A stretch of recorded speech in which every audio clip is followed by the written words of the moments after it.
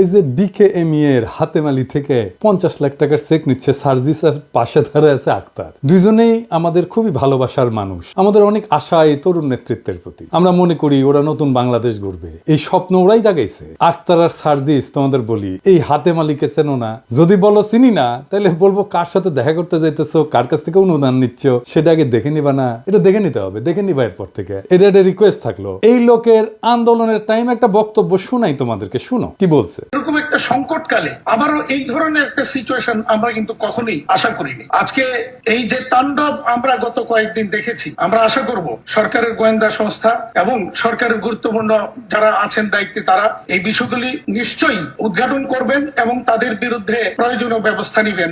এর মধ্যে আমরা সরকারের পাশে সবসময় ছিলাম, এখনো আছি, ইনশাল্লাহ আপনার পাশে আমরা থাকবো। ব্যবসায়ী সমাজ সবসময় আপনার পাশে। ওর হাতে কি রক্তের দাগ লেগে নাই? ওর 50 লাখ টাকা ছাড়া চলতেছিল না, টাকাটা ফেরত দাও। আমারও তো টাকা নাই, তাও আমি 1 মাসের মধ্যে তোমাদের 50 লাখ টাকা তুলে দেবো, প্রতিশ্রুতি দিলাম।